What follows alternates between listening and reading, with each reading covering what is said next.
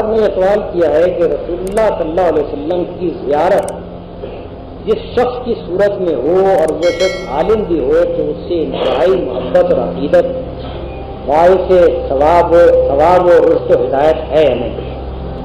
اور رسول اللہ صلی اللہ علیہ وسلم اپنی زیارت کے دوران جس مسئلے کا فیصلہ ارشاد فرمائیں اس کے بعد کسی حل کی ضرورت ہو سکتی ہے یا نہیں؟ ان دونوں سوالات کا جواب نفی میں ہے اور قطعی نفی میں ہے، اور سخت گمراہی میں مبتلا ہوگا وہ شخص جو ان دو سوالات کا جواب اس بات میں دے۔ یہ اچھی طرح سمجھ لیں، رسول اللہ صلی اللہ علیہ وسلم کی صحیح زیارت صرف وہ ہے جو آپ کی اصلی شکل میں، اور آپ کی اصلی شکل کو وہی لوگ پہچان سکتے ہیں جنہوں نے آپ کو دیکھا ہو۔ رسول اللہ صلی اللہ علیہ وسلم نے جو اطمینان لوگوں کو دلایا تھا وہ یہ تھا کہ میری شکل میں شیطان نہیں آ سکتا۔ یہ آپ نے نہیں فرمایا تھا کہ کسی شکل میں آ کر شیطان یہ دعویٰ نہیں کر سکتا کہ میں محمد رسول اللہ ہوں۔ اگر شیطان خدائی کا دعویٰ کر سکتا ہے تو شیطان رسالت کا دعویٰ کیسے نہیں کر سکتا؟ تو یہ ایک بہت بڑا پیش ہے جو پڑ گیا ہے لوگوں کے دماغ میں۔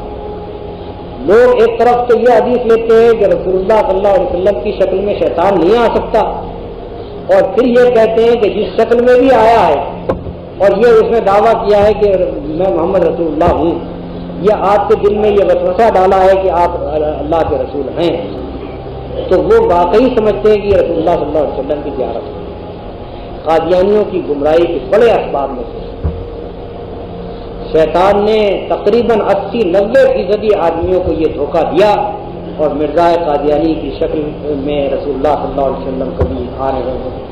کبھی رسول اللہ صلی اللہ علیہ وسلم کی شکل میں کوئی ہے اور مرزا قادیانی آپ کی گود میں بیٹھے ہیں، اور کبھی مرزا قادیانی خواب میں تصدیق کر رہے ہیں۔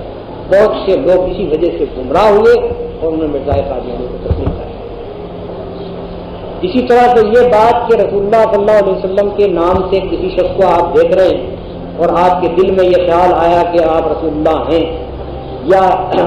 اس نے یہ کہا کہ میں محمد رسول اللہ ہوں، یا کسی نے یہ کہا کہ یہ محمد رسول اللہ صلی اللہ علیہ وسلم ہیں، اور اس کے بعد اس نے کوئی مسئلہ بیان کیا اس شکل میں جو آپ دیکھ رہے ہیں، تو وہ ہرگز معتبر نہیں ہے۔ قرآن و حدیث موجود ہیں، قرآن و حدیث سے دیکھیے، اس کے مطابق ہے تو اللہ کا شکر ادا کیجیے کہ آپ کو زیارت نصیب ہوئی۔ اگر قرآن و حدیث کے خلاف بات ہے تو اس کو رد کر دیجیے، اللہ سے توبہ کیجیے اور اللہ سے معافی مانگیے، اور دعا کیجیے کہ آئندہ اس طرح کی آزمائش اور ایسے سخت فتنے میں آپ کو نہ آئے۔ وہ ہرگز کوئی دلیل نہیں ہے اگر خواب میں اس طرح کر سکتے۔